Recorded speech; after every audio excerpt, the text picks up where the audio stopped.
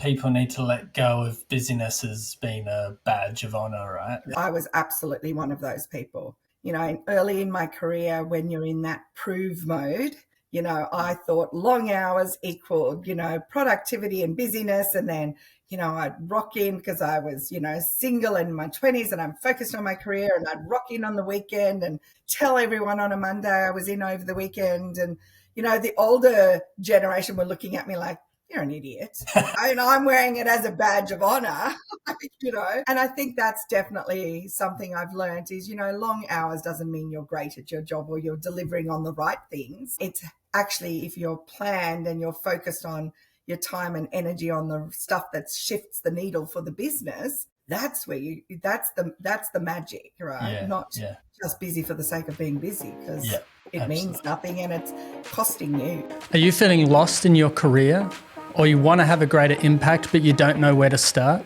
Welcome to Kinda Planned, the podcast where we help you unlock the opportunities that you can't plan for.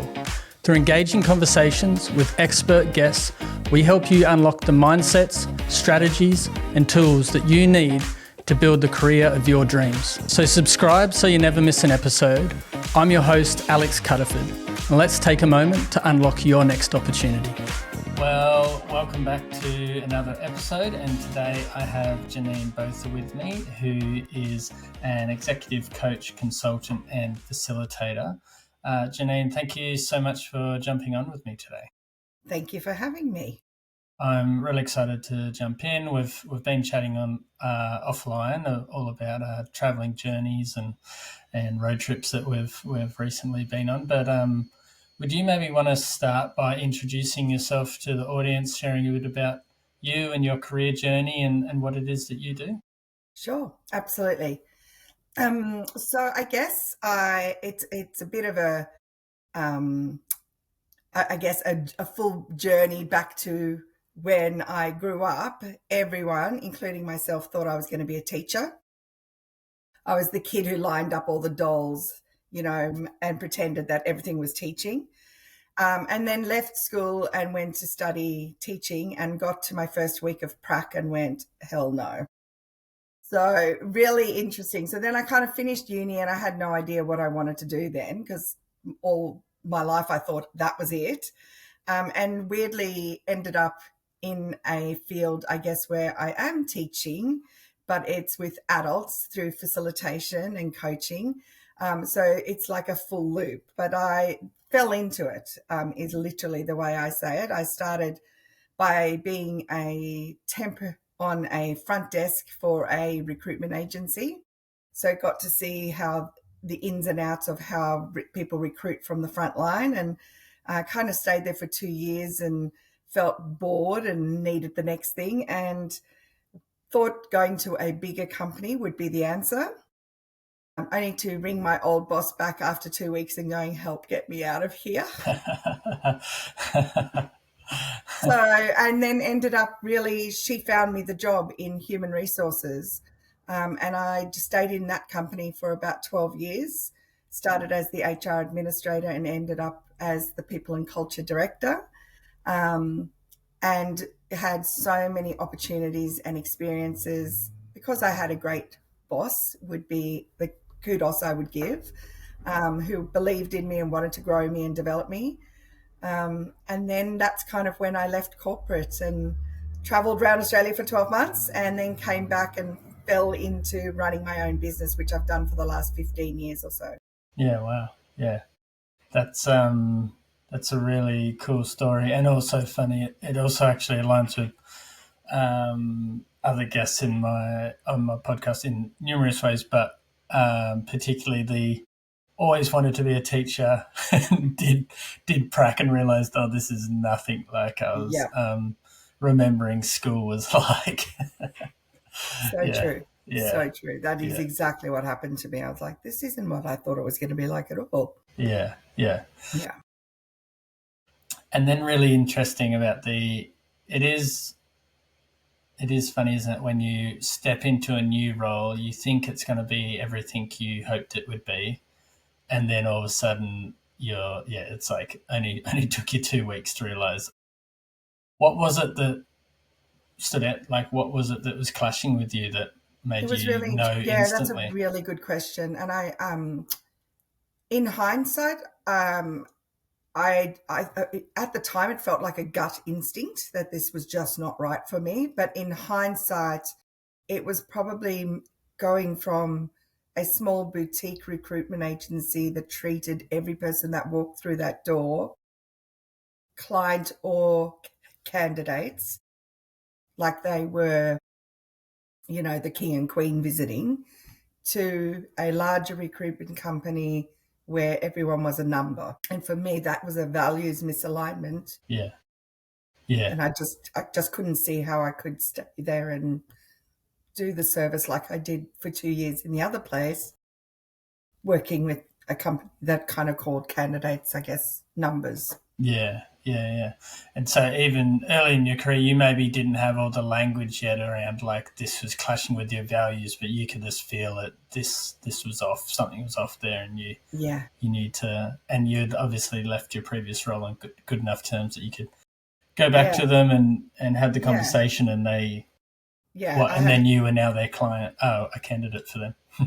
and it was weird because the day I rang my old boss, who was also another amazing boss, who kind of really showed me all aspects of, I guess, administrative stuff and looking after clients and candidates and all that kind of stuff.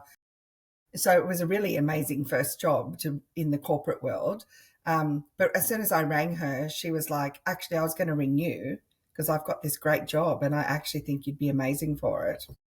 Mm, Yeah. So there you go. yeah, no, that's awesome.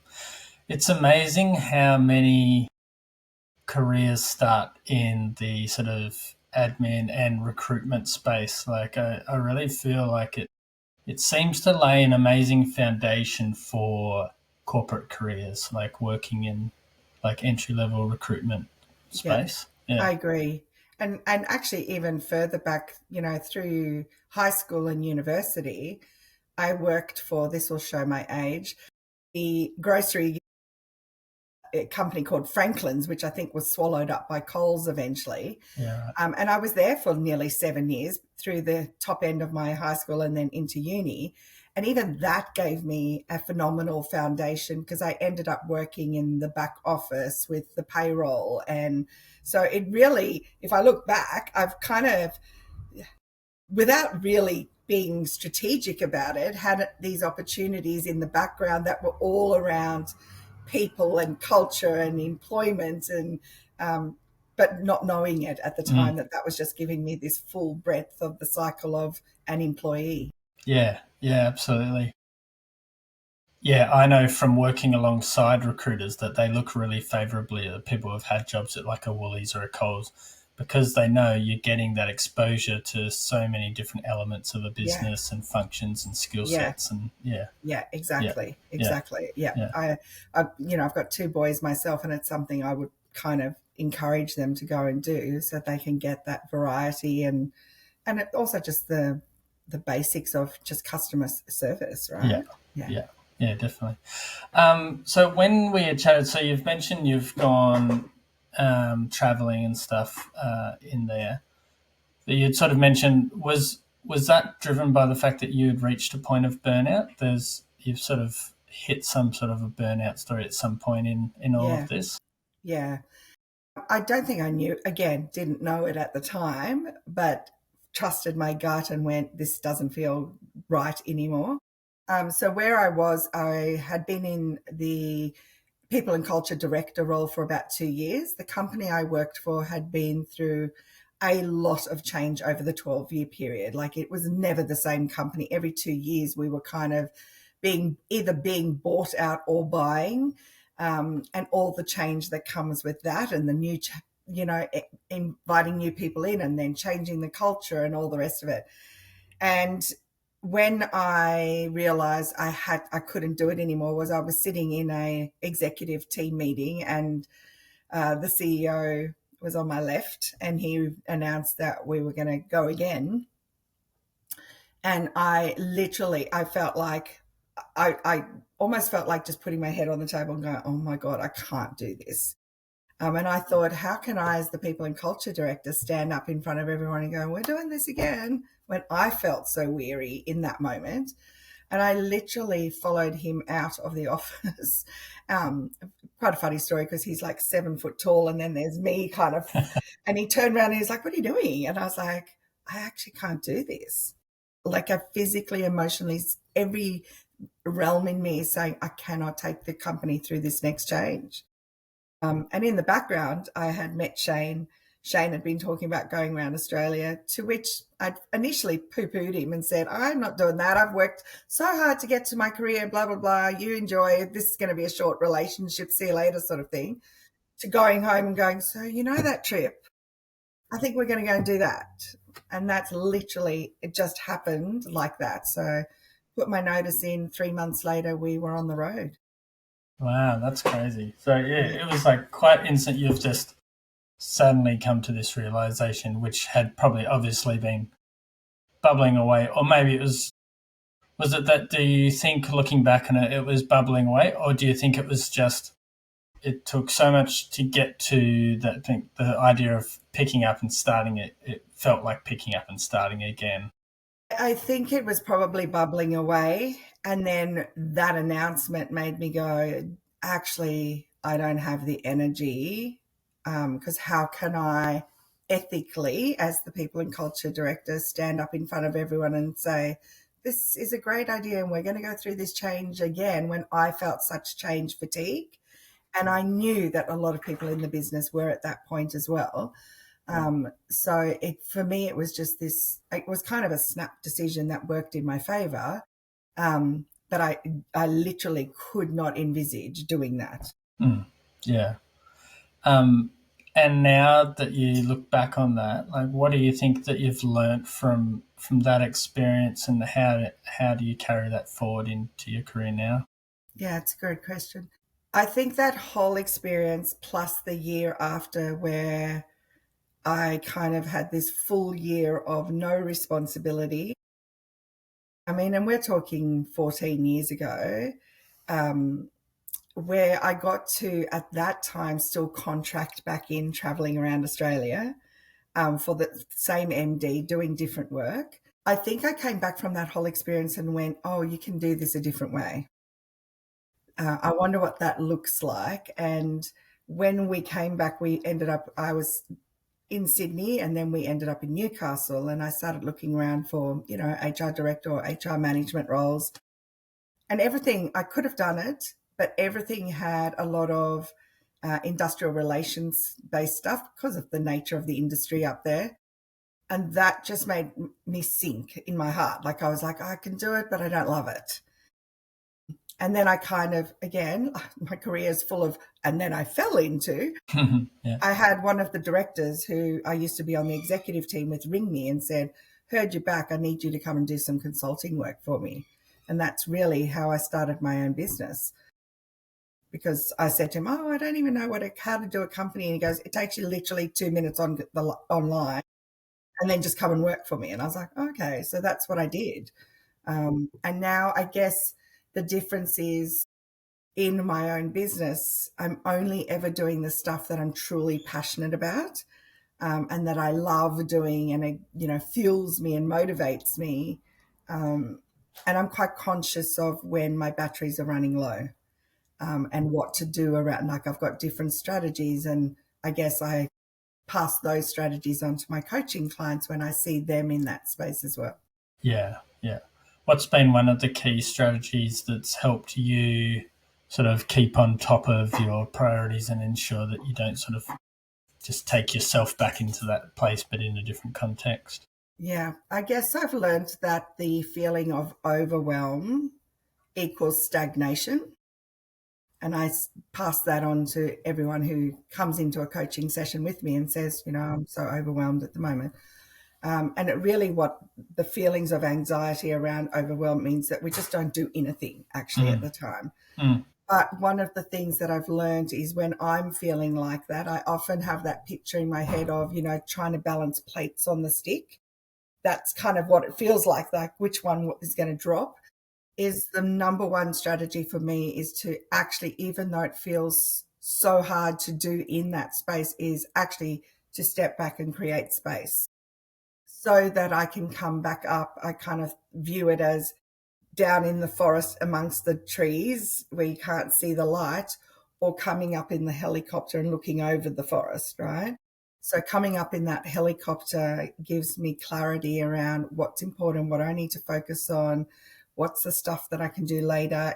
It allows me to get into that reflective planning space, which is really important. So, yeah, that would be my number one strategy. Yeah, absolutely. I often talk about like action brings clarity and clarity brings the confidence. And it's like as soon as you stop and you get stagnate, like you're saying, yeah, that's when you start overthinking everything, second guessing everything. But Yeah, when you're taking action, you're then getting some new information to know, was that did I like that? Do I not yeah, like that? You can then make decisions, keep doing things, and it yeah, brings the clarity because now there's new information instead of just getting caught up in your own thoughts, which I'm really yeah. good at if I sit still for too Yeah, long. that's exact, and that is exactly because I always say to clients on a Friday afternoon when someone says to you, "How was your week?" If your answer is, "Oh my God, it was so crazy and hectic and busy," it's the wrong response. But if you can go home and you go, "Actually, I had a really good week. Here's what I achieved," or you've got that feeling of accomplishment, then you're in the right space. And I think that's the problem is people are going week to week to week in reactiveness and busyness versus proactiveness and, productivity. And it's just trying to get that balance right. And you can't get to that unless you create space.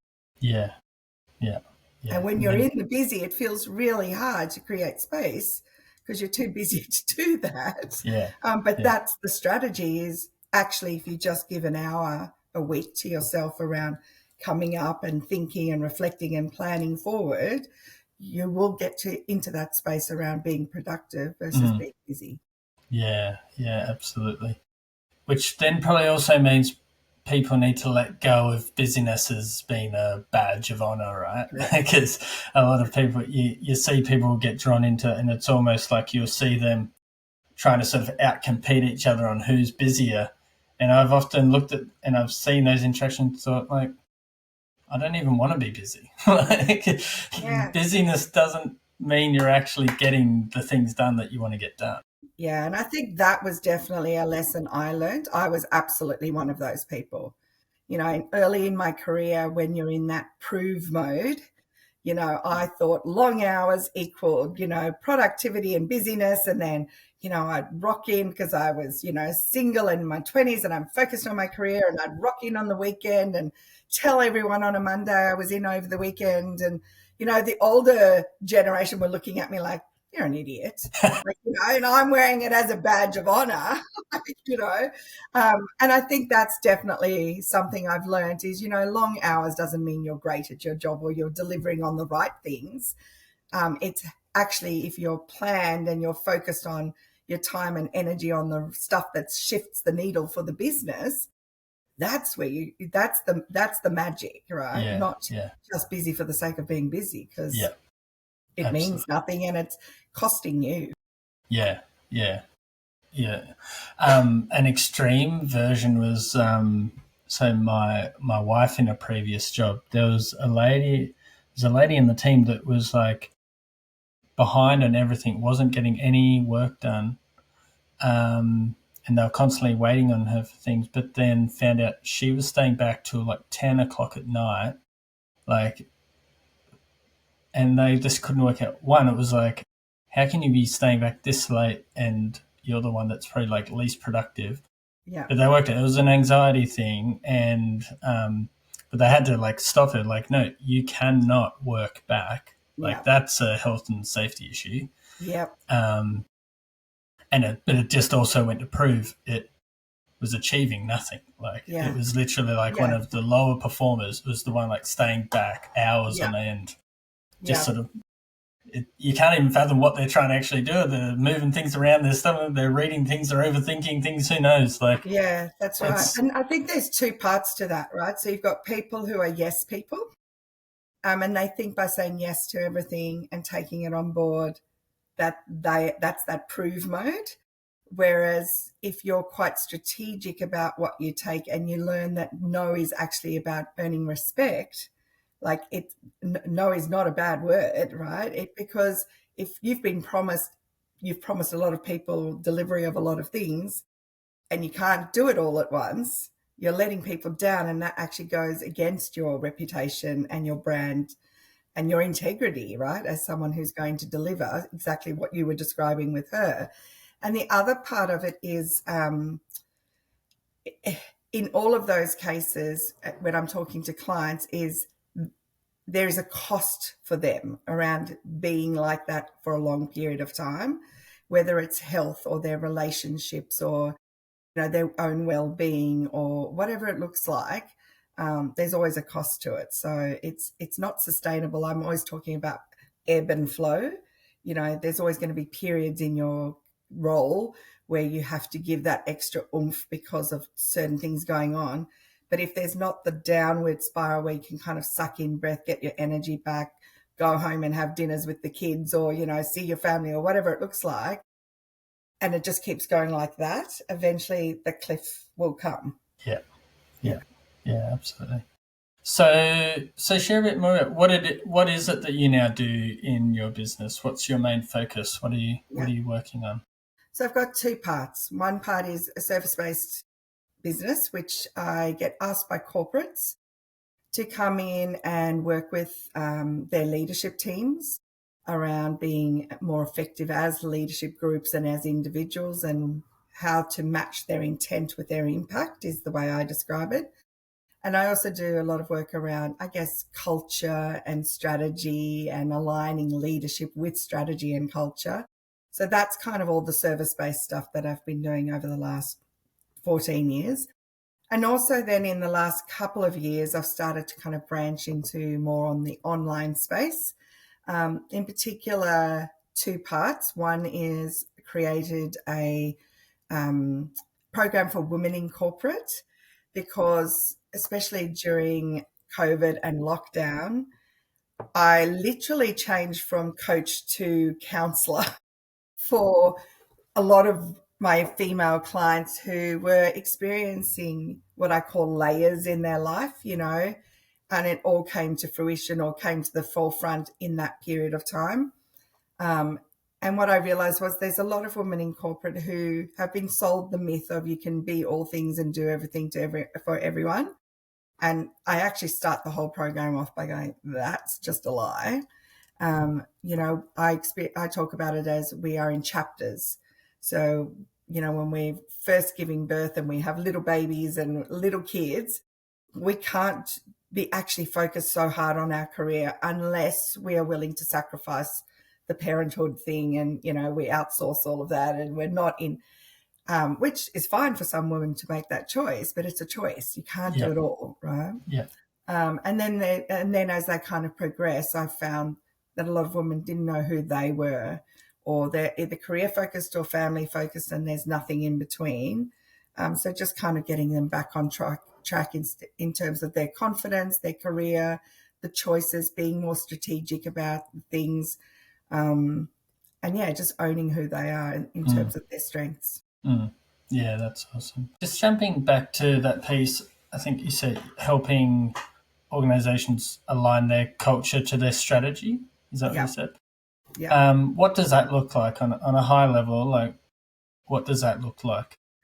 So that could look like a whole lot of things, but generally speaking, if someone's ringing me, whether they're in HR or they're an exec in their CEO, and they ring me and they go, I need your help around the culture's just not working.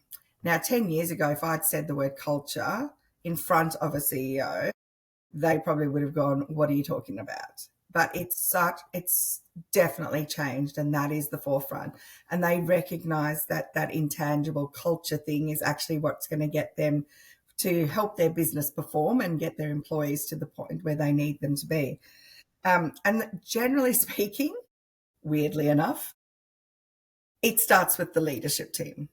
And so that looks like working with that leadership for them to understand the impact they have as leaders, despite their best intent. So what are the behaviours that they're role modelling or demonstrating, or how do they show these values that they've put up on a wall are actually being lived? What does that look like?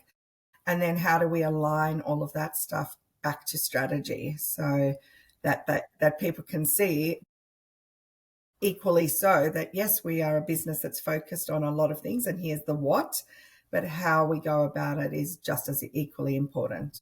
Yeah, and because otherwise you end up with, you have all these value statements, but then at the end of the day, what you're being asked to do is not aligning with it, and it's like, so it just becomes empty words unless it's truly aligned. Yeah, correct, exactly that. And it's really interesting because if you ask a lot of, especially senior executives, what does this look like when it's being lived out in the business? They really have to think about it, and they've never thought about it themselves.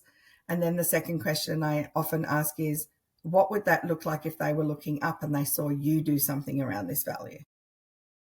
So that they can actually, what I call it is almost operationalizing the values. How do you show and demonstrate this on a day-to-day basis as part of how you work versus, they're lovely pictures and you talk about them, but there's no action behind it. Yeah. And then in terms of working with individuals, how important is it to have that strengths-based approach in advancing your career? I think it's actually the key to confidence. That's the statement I would make, because I think especially when you are quite ambitious or you want to take that next step in your career, comparison is kind of the thief of confidence. And, we look at the people who might be applying for roles and we're like, oh, there's no way I could compete against them. But actually what you need to do is figure out what your story looks like and what your strengths are, and then how you can apply that to the role and sell that message for your next step in your career. Because I like really good examples will be, quieter people.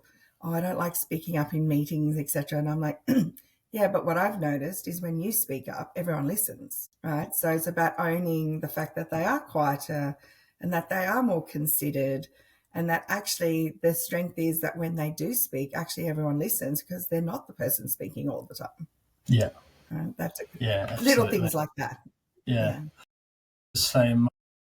I was looking at a job role the other day, and I'm reading over it, and I'm looking at it with my wife, and I was like, oh, I could do this role, and I'm going through all the things, and we're looking at it, and I'm like, and then she goes, this is why you've gotten promoted ahead of her. She's like, you bloody male.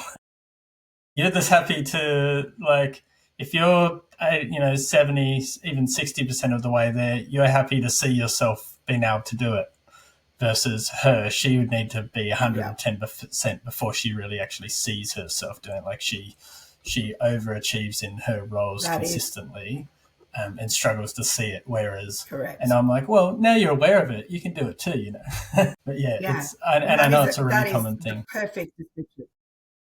Yeah, that is exactly what I'm dealing with all the time. It's that imposter syndrome. Even when they get the role, so many of my female clients sit in the role and they go, I don't know how I got here. Like, I can't do this. And so one of my lines that I always use is, where's the evidence to support that you can't do it? And they never have an answer. Right? They just haven't thought about it because it's just the voice in their head saying, you can't do this. This is you're just lucky to get this. And I'm always saying, especially women who are in more senior roles, there's no way a leadership team or management has put you into this role with the belief that you will not succeed. It would not happen. Yeah, absolutely. Absolutely. Yeah. Janine, how can people find you and get in touch and work with you? So at the moment, I've got two companies. One is the service-based one, which is under the name of BU Consulting, and the second one is under my name. And I'm on LinkedIn, I'm on all Instagram, Facebook, all the rest of it. So, yep, absolutely in my socials. That's where I am constantly on there sharing, hopefully, some wisdom. Awesome. Well, thanks so much for coming on today. Thank you so much for the chat. It's been great. Thanks for tuning in to Kind of Planned. Subscribe and send this episode to a friend that you think needs to hear it. Or head to my website, www.kindofplanned.com.au for free resources. Or follow me on LinkedIn and socials so that we can keep the conversation going. Now go unlock your next opportunity.